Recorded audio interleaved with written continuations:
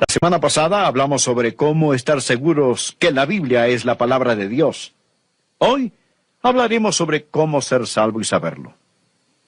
Yo estaba en el hospital. Una mujer estaba muriendo, su familia ahí con ella. Una ocasión tan triste y difícil. Alguien mencionó que ella no estaba lista para morir porque no conocía al Señor, no era salva. Y dije, ¿le importa si yo hablo con ella? Con amabilidad y cortesía, me acerqué a la señora y le dije, señora, quiero hablarle sobre el Señor Jesucristo. ¿Le gustaría saber cómo puede estar segura de que va a ir al cielo? Y ella respondió que sí. Así que le hablé del Evangelio. Le dije que Cristo murió por nuestros pecados, por los de ella, y pagó su deuda. Y le dije que si aceptaba a Jesús por fe, sería salva, perdonada, y estaría camino al cielo con certeza divina. Y ella respondió, yo quiero eso. Y oré con ella. Y ella oró y pidió a Cristo que entre en su corazón, que perdone sus pecados y que le dé salvación eterna. Luego regresé donde sus familiares. El yerno estaba ahí. Y le dije, ¿no es maravilloso que ahora es salva? ¿Y saben lo que él me contestó? Oh, nadie sabe si es salvo. Y yo le dije, hombre, claro que sí. Y él dijo, no. Lo mejor que se puede hacer es esperar que uno sea salvo. Así que compartí con él un versículo. Es el pasaje de la Escritura que vamos a tener hoy.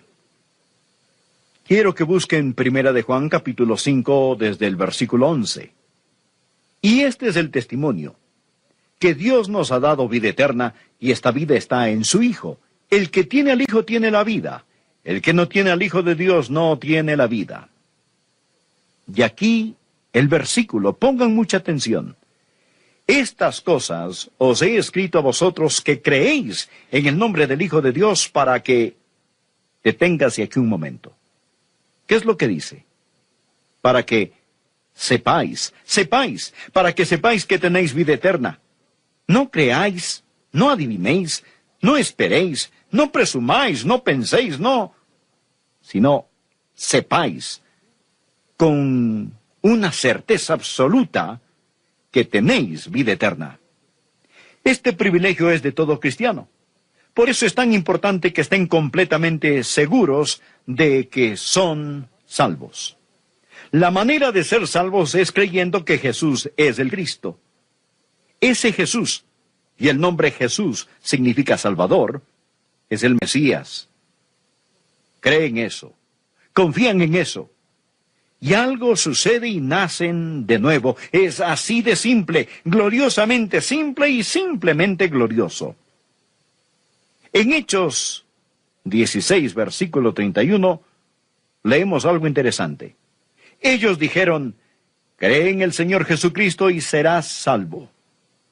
Amigos, no es nada tan alto que pocos puedan alcanzarlo. Es tan bajo que pocos bajan a él. Es tan claro, es tan simple. Somos salvos por fe en Jesucristo. La palabra creer no significa tan solo creencia intelectual. Los demonios creen así. Creer denota confianza y compromiso. Pienso que está claramente descrito en otro versículo y quisiera que lo busquen conmigo. Efesios capítulo 2, es tan claro, tan simple. Efesios capítulo 2, versículos 8 y 9. Dios lo hace abundantemente claro porque Él quiere que seamos salvos. Y aquí Dios nos dice no solo lo que nos salva, sino lo que no nos salva. Esto es lo que dice. Pongan atención. Porque por gracia sois salvos por medio de la fe, y esto no de vosotros, pues es don de Dios, no por obras para que nadie se gloríe. ¿Entendieron eso? No por obras para que nadie se gloríe. Él dice, porque por gracia sois salvos por medio de la fe, y esto no ¿de quién? No de vosotros. Pues aquí está el yo nuestro. De acuerdo, el yo no puede salvar. ¿Lo entienden? Y continúa diciendo, no por obras para que nadie se gloríe. Obras, obras, ahí lo tienen. El yo y las obras. ¿Ven que eso no salva? ¿Lo ven? El yo y las obras no salvan. Ahora, veamos lo que sigue. ¿Por qué? Por gracia. Por gracia sois salvos por medio de ¿qué? Por medio de la fe. Eso es todo. Les digo, es así de simple. Si caminan por las calles de cualquier ciudad y preguntaran a las personas, ¿son salvos y van rumbo al cielo? ¿Saben lo que la mayoría diría? Espero que sí. Creo que sí. Hago lo mejor que puedo. Yo y el hago obras lo mejor que puedo. ¿No es verdad? No en vano, la gente no tiene ninguna certeza. ¿Cómo tener certeza si depende de lo que uno hace? Yo no confiaría ni en los mejores minutos de mi vida para poder entrar en el cielo. Hago lo mejor que puedo. El yo y las obras. Ahora, en comparación con eso está lo que Dios dice. Dios dice aquí, porque por gracia. ¿Qué es gracia? Gracia es el favor inmerecido y amor que Dios muestra a pecadores como nosotros. Es su razón de amarnos cuando no hay mucho que amar. Dios no nos ama por lo que nosotros valemos. Tenemos valor porque Él nos ama por su gracia. Y por eso Jesús vino a morir. Dios muestra su amor para con nosotros en que siendo aún pecadores, Cristo murió por nosotros. Eso es gracia, su gracia asombrosa, porque por gracia sois salvos por medio de ¿qué? Por medio de la fe. Gracia. Definamos una vez más estas palabras. Gracia. Las riquezas de Dios a expensas de Cristo. Eso es gracia. ¿Entendido? Bueno, ¿y qué es fe?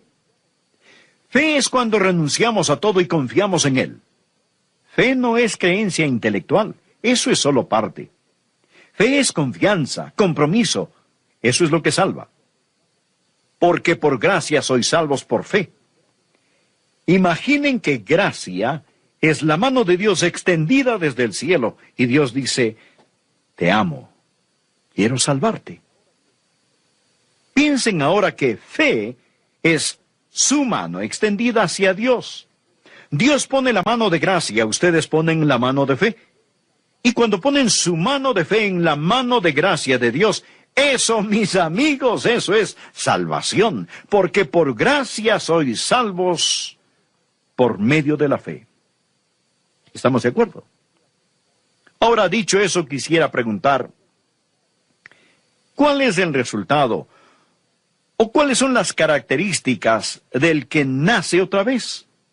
¿Qué distinción tiene el creyente? Este pequeño libro de Primera de Juan fue escrito para dar certeza. Y la palabra sepáis, del verbo saber, se menciona casi 40 veces en esta epístola. Ahora él menciona maneras en que podemos saber que hemos nacido de nuevo. Voy a tomarlas todas y reducirlas a 3, porque básicamente las 40 se resumen en 3 cosas básicas. Y quiero que tomen una prueba, por así decirlo. ¿Están listos para esto? La prueba de la certeza, para saber si tienen o no el derecho de decir, sí, gloria a Dios, sé que soy salvo. La primera prueba es la del señorío. ¿Es Jesucristo el Señor de su vida? Veamos Primera de Juan, capítulo 2, desde el versículo 3. Y en esto sabemos que nosotros le conocemos si guardamos sus mandamientos. No dice que somos salvos si guardamos sus mandamientos. No. La salvación es un regalo de Dios. Dice que sabemos que le conocemos si guardamos sus mandamientos. El que dice, yo le conozco, y no guarda sus mandamientos, el tal es mentiroso y la verdad no está en él.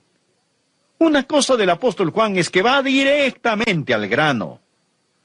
No hay nada esotérico aquí. Si dicen ser salvos, si dicen conocer a Dios sin guardar sus mandamientos, Dios dice que son mentirosos. Quizás dirán, pastor, no entiendo. ¿Quiere decir que si rompo uno de los mandamientos significa que no soy salvo? No estoy diciendo eso. Porque no hay nadie aquí que no ha pecado o fallado en algo de alguna manera después de ser salvos. ¿No es verdad? Todos lo hemos hecho y Juan lo sabe. Vean el capítulo 1, versículo 10. Si decimos que no hemos pecado, le hacemos a él mentiroso y su palabra no está en nosotros. Eso es tiempo pasado, ¿de acuerdo? Es tiempo pasado. Pero en el capítulo 2, versículo 1 dice, hijitos míos, estas cosas os escribo para que no pequéis. Esa es la regla, no pequéis. Pero dice, y si alguno ha pecado, abogado tenemos para con el Padre a Jesucristo el justo. Dice que es posible, es probable que pequemos y necesitemos un abogado. Necesitemos que Jesús venga y nos ayude y nos limpie de nuestro pecado. Y luego dice en el versículo 3, y en esto sabemos que nosotros le conocemos si guardamos sus mandamientos. A la final, ¿cuál es la respuesta? Por una parte, la Biblia dice que sabemos que somos salvos si guardamos sus mandamientos. Por otra parte, dice que es probable que pequemos. La clave es la palabra guardar. Miren la palabra guardar en el capítulo 2, versículo 3. Sabemos que le conocemos si guardamos sus mandamientos. Para nosotros, como hijos de Dios, sus mandamientos son nuestra guía, la meta de nuestras vidas. No deseamos salir de rumbo. Sí, a veces nos arrastra el viento, sí, a veces no miramos las estrellas, cierto, a veces fallamos, y hay veces que a lo mejor navegamos mal, pero el gran deseo de nuestra vida es guardar los mandamientos de Dios, y Juan dice, si no tienen ese deseo, necesitan ser salvos. Ahora viene la segunda prueba. Hay la prueba del señorío, y la segunda prueba, en Primera de Juan, es la de la fraternidad, la prueba de la fraternidad. Permítanme mostrarles lo que dice Juan sobre esto. En Primera de Juan, capítulo 3, versículo 14. Sabemos, otra vez la palabrita, sabemos que hemos pasado de muerte a vida en que amamos a los hermanos. El que no ama a su hermano permanece en muerte. Es lo que dice Juan. Y ahora pasemos a Primera de Juan, capítulo 4, verso 20. Si alguno dice yo amo a Dios y aborrece a su hermano, es mentiroso. Pues el que no ama a su hermano a quien ha visto, ¿cómo puede amar a Dios a quien no ha visto? Y nosotros tenemos en este mandamiento de él, el que ama a Dios, ame también a su hermano. Y en el capítulo 5, versículo 1, todo aquel que cree que Jesús es el Cristo es nacido de Dios, y todo aquel que ama al que engendró, es decir, el que ama al Padre, ama también al que ha sido engendrado por él. Cuando aman al Padre Celestial, aman a sus hijos, a sus hermanos y hermanas en Cristo. Es una característica del cristiano, es una prueba. Es que cuando somos salvos, queremos estar con los hijos de Dios. Es una buena relación con los hijos de Dios. Claro que siempre habrá gente que diga, oh, yo puedo adorar a Dios a solas. No necesito ir a la iglesia. Dios ve mi corazón, sabe que le amo, no necesito reunirme con los hermanos. Entonces, ¿por qué Dios nos exhorta diciendo, no dejando de congregarnos? ¿Por qué Dios siempre nos dice que cuando lo amamos, tenemos que amar a nuestro hermano y hermana? Tenemos que amar a los hermanos. ¿Lo ven? Este es el razonamiento, pongan mucha atención. ¿Por qué la fraternidad es prueba de salvación? Pues lo que sucede al ser salvo es esto. Recibimos una naturaleza divina. Sabemos que somos partícipes de la naturaleza divina. ¿Y cuál es la naturaleza de Dios? La naturaleza de Dios es amor. Veamos juntos en Primera de Juan, capítulo 4. Amados, amémonos unos a otros. Y ahora escuchen esto. Porque el amor es de Dios. Todo aquel que ama es nacido de Dios y conoce a Dios. El que no ama no ha conocido a Dios, porque Dios es amor. No hay que ser un científico para entender esto. Al nacer de nuevo, nacemos de Dios. El Espíritu Santo entra en nosotros y somos hechos partícipes de la naturaleza divina. ¿Y qué es la naturaleza divina? Dios es amor. Si tenemos esa naturaleza, entonces tenemos amor, ¿verdad? Si no hay amor en nosotros, no hemos sido hechos partícipes de la naturaleza divina. Y no habla aquí solamente de amar a Dios, habla de amarnos unos a otros, porque Dios es amor. Sería absurdo que alguien diga, he nacido de Dios, el Espíritu Santo vive en mí, tengo la naturaleza de Dios, he nacido de Dios, pero simplemente no siento ningún amor. Amigos, hay la prueba del señorío y la prueba de la fraternidad. Está ahí, a la vista de todos. Y la tercera prueba es la prueba de relación. La prueba de señorío, de fraternidad y la prueba de relación. La salvación es una relación vital con el Señor Jesucristo. Primera de Juan, capítulo 5, verso 11. Y este es el testimonio, que Dios nos ha dado vida eterna y esta vida está en su Hijo. Recordemos esto. ¿Quién es el Hijo de Dios? Jesucristo. Esta vida está en su Hijo. El que tiene al Hijo tiene la vida. El que no tiene al Hijo de Dios no tiene la vida. Estas cosas os he escrito a vosotros que creéis en el nombre del Hijo de Dios, para que sepáis que tenéis vida eterna y para que creáis en el nombre del Hijo de Dios. Aquí se está hablando de una relación con Jesús. Habla sobre tener al Hijo, conocer al Señor Jesucristo. Primera de Juan capítulo 5, versículo 13. Ponga mucha atención.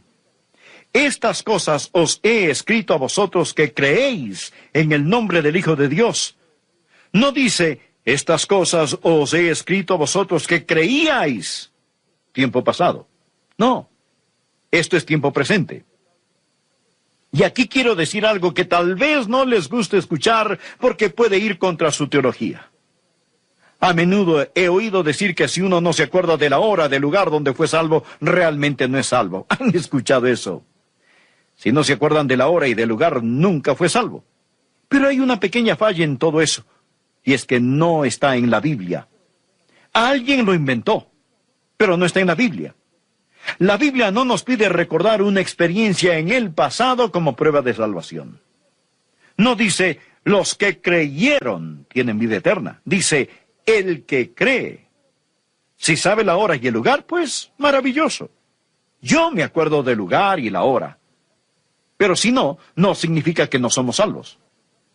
Si están confiando en Jesús ahora, son salvos. Quizás no saben exactamente cómo sucedió. Ahora, para terminar, quiero decir esto. Es posible que sean salvos, pero no están completamente seguros. Si yo fuera ustedes, ¿saben lo que haría? Haría exactamente lo que hice, porque lo hice cuando era joven. Era salvo, creo que lo era. Aún no estoy seguro si lo era o no, pero lo iba a resolver. Es que nunca aprendí bien lo que significaba entregarse a Cristo y por largo tiempo estuve sobre un sube y baja sin saber si era salvo o no lo era. Recuerdo que una noche me detuve en la esquina de dos calles en una ciudad en el sur de la Florida. Para entonces ya sabía un poquito más de la Biblia. Alcé mis ojos a los cielos y dije, Dios, necesito estar seguro. No sé si estoy perdido y bajo convicción del Espíritu, o si soy salvo y el diablo me quiere hacer dudarlo. Una cosa que sí sé, Dios mío, es que ahora quiero estar seguro. Dijiste que si creía en ti, si confiaba en ti, me salvarías. Así que alcé mis ojos a los cielos y dije, Señor, ahora con todo mi corazón, con todo lo que soy, de una vez por todas, ahora y para siempre, confío que me das salvación. Si era salvo, lo sigo siendo, pero si no lo era, ahora sí lo soy. solo asegurándome. Y quiero decir que desde entonces hay un río de paz en mi corazón que todavía sigue fluyendo. El título de nuestro mensaje hoy es la segunda parte de cómo ser salvo y saberlo. Y si usted no es salvo y no tiene la seguridad de la salvación, entonces necesita salvarse y obtener la seguridad de su salvación. Mas si usted es salvo, tiene la salvación y la certeza y la seguridad. Algunas personas dirán, si eso es cierto, pastor, ¿qué de esto o aquello? ¿Qué me dice de este versículo? ¿Qué me dice de aquel pasaje? Bueno, permítame darle una ilustración clásica de lo que alguien haría si usted dice que cree en la seguridad eterna del creyente. Segunda de Pedro capítulo 2, en la palabra de Dios, empezando a leer en el versículo 20, Pedro dice lo siguiente: ciertamente si habiéndose ellos escapado de las contaminaciones del mundo por el conocimiento del Señor y Salvador Jesucristo, enredándose otra vez en ellas son vencidos, su postrer estado viene a ser peor que el primero. Porque mejor les hubiera sido no haber conocido el camino de la justicia, que después de haberlo conocido, volverse atrás del santo mandamiento que les fue dado. Pero les ha acontecido lo del verdadero proverbio: el perro vuelve a su vómito y la puerca lavada a revolcarse en el cieno. Alguien dirá, ¿lo ve usted? Allí enseña que una persona puede ser salva y perderse nuevamente. Bien, mire por favor conmigo más cuidadosamente este pasaje y pienso que usted comprenderá que no enseña que una persona salva pueda jamás volver nuevamente a ser no salva, porque en realidad enseña lo opuesto. En el versículo 20 dice esto: ciertamente si habiéndose ellos escapado de las contaminaciones del mundo por el conocimiento del Señor y Salvador Jesucristo. De lo que está hablando aquí es de unas personas que estaban viviendo en pecado y se liberaron a sí mismas. Oyen sobre Jesús y dijeron, ese es el camino a seguir. Cambiaron su forma de vivir, pero nunca recibieron, como vamos a mostrarle, una nueva vida. Habiéndose ellos escapado de las contaminaciones del mundo, no dice que ellos eran salvos, no dice que ellos iban en camino al cielo. Habiéndose ellos escapado de las contaminaciones del mundo por el conocimiento del Señor y Salvador Jesucristo, es decir, habían oído el Evangelio. Ellos tenían conocimiento sobre nuestro Señor y Salvador Jesucristo, pero se enredaron nuevamente en el mundo. Ahora, observe la palabra enredándose. La palabra enredar literalmente significa tejer algo. Y lo que sucedió fue esto: que esta gente estaban tejiéndose a sí mismos más profundamente en el cautiverio al seguir a ciertos maestros falsos. Y todo lo que Pedro está hablando aquí en 2 de Pedro gira sobre el tema de los maestros falsos. Hay personas que oyen acerca de Jesús, pero lo oyen de los labios de los maestros falsos. Realmente nunca aprenden qué es ser salvo, ser renacido, y se enredan a sí mismos. Ellos tejen en sus corazones y mentes ciertas filosofías y enseñanzas falsas y nunca llegan a saber el Evangelio de la gracia. Se meten a sí mismos más profundamente en el cautiverio por medio de los maestros falsos. Y cuando hacen esto, terminan en peores condiciones que al principio, antes de haber oído sobre Jesús. Ahora aquí tenemos un principio, escúchelo. Los que viven en la verdad se hacen más y más libres. Los que no viven en la verdad, los que viven en las mentiras, experimentan más y más cautiverio. Bien, aquí está la enseñanza. La reformación sin la transformación conduce a mayor degradación y condenación final. Creo que esto vale la pena que lo repita, escúchelo. La reformación sin la transformación conduce a mayor degradación y condenación final. El ejemplo clásico es el de Judas Iscariote. Jesús dijo referente a Judas, más le valdría a ese hombre no haber nacido.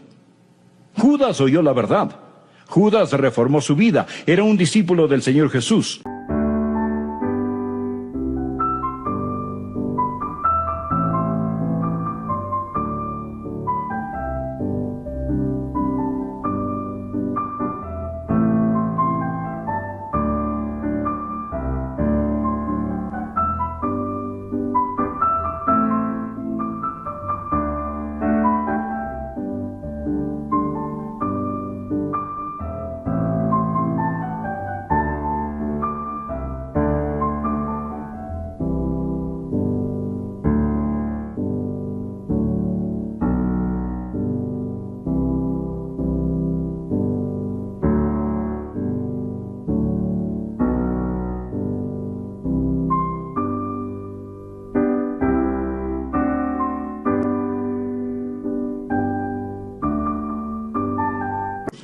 Él escapó de la contaminación del mundo por un corto tiempo, pero terminó peor de lo que empezó. Jesús dijo, más le valdría a ese hombre no haber nacido. Los deseos pecadores no desaparecen con la reformación. Ellos solo están invernando y despiertan más fuertes. Esto es lo que Pedro dice, más les hubiera valido no conocer el camino de la justicia que abandonarlo después de haber conocido el santo mandamiento que se les dio.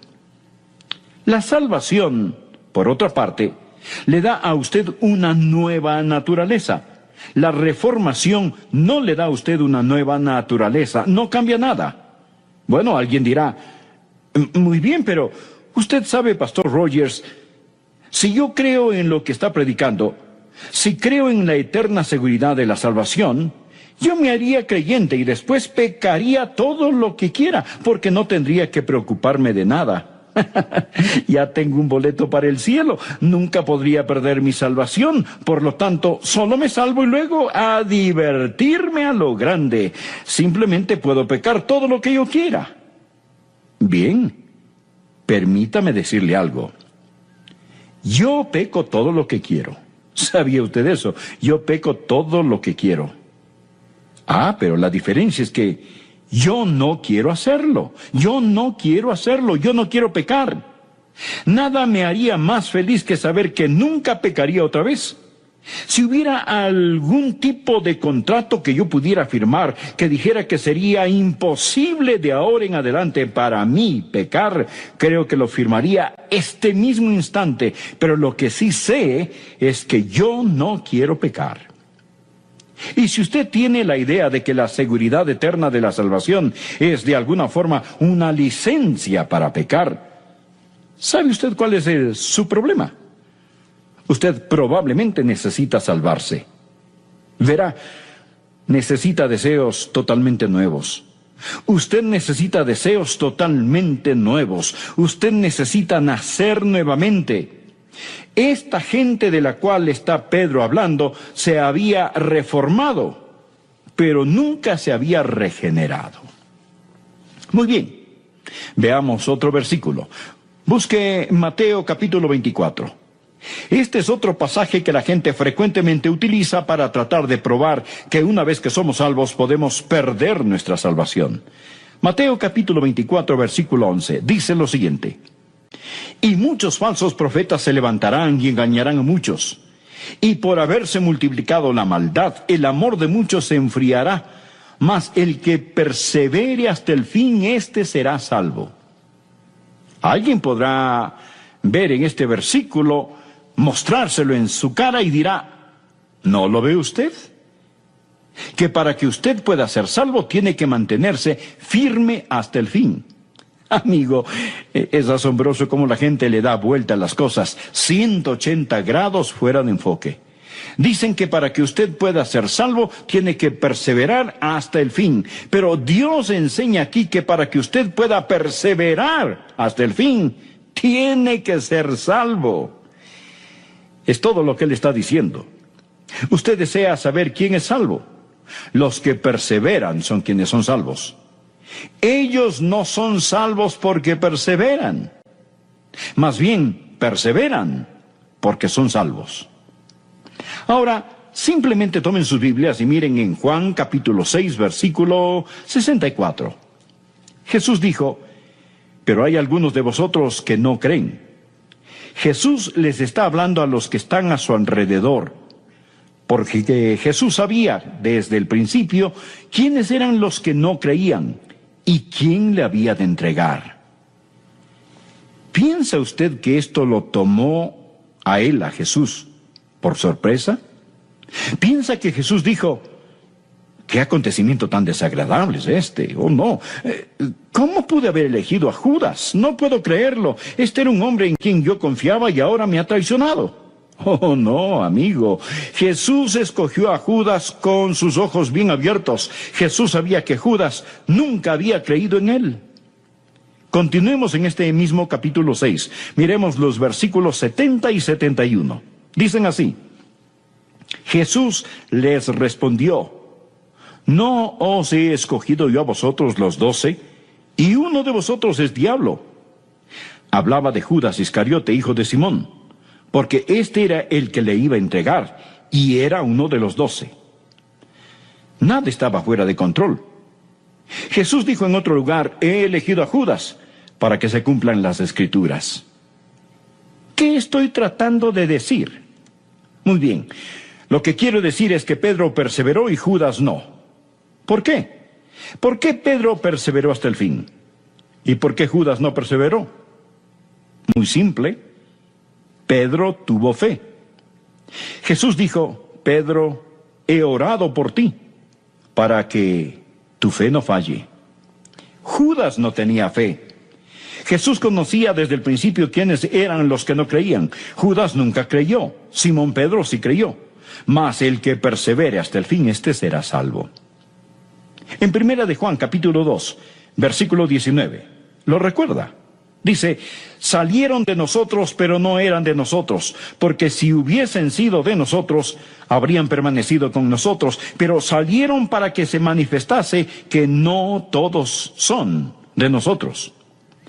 Por lo tanto, los que salen no pierden su salvación. Los que no perseveran no pierden su salvación. Los que no perseveran no pierden su salvación por fracasar en mantenerse firmes hasta el final. Ellos no pierden la salvación, mi estimado amigo, simplemente porque nunca la tuvieron. Bueno, tenemos tiempo para ver algo más. Veamos Hebreos capítulo 6. Guardé este para lo último, porque pienso que este es el pasaje al que mucha gente recurre cuando realmente tratan de probar de algún modo que podemos perder nuestra salvación. Hebreos capítulo 6. Comenzaré a leer en el versículo 4. El autor de Hebreos está hablando en el capítulo 6 de algo imposible. Él dice que algo es imposible.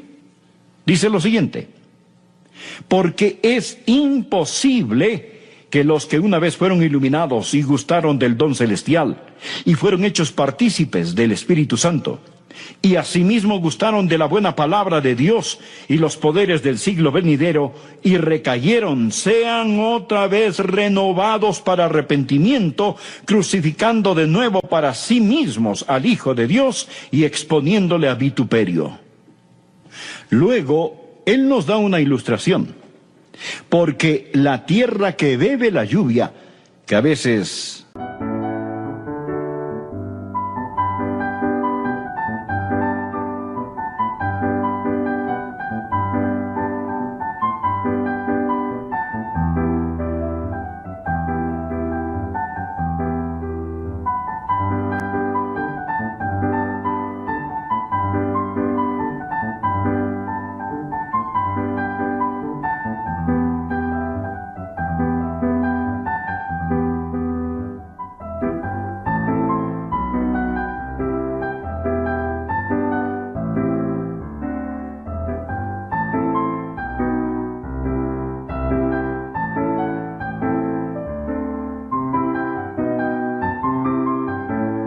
cae sobre ella y produce hierba provechosa a aquellos por los cuales es labrada, recibe bendición de Dios.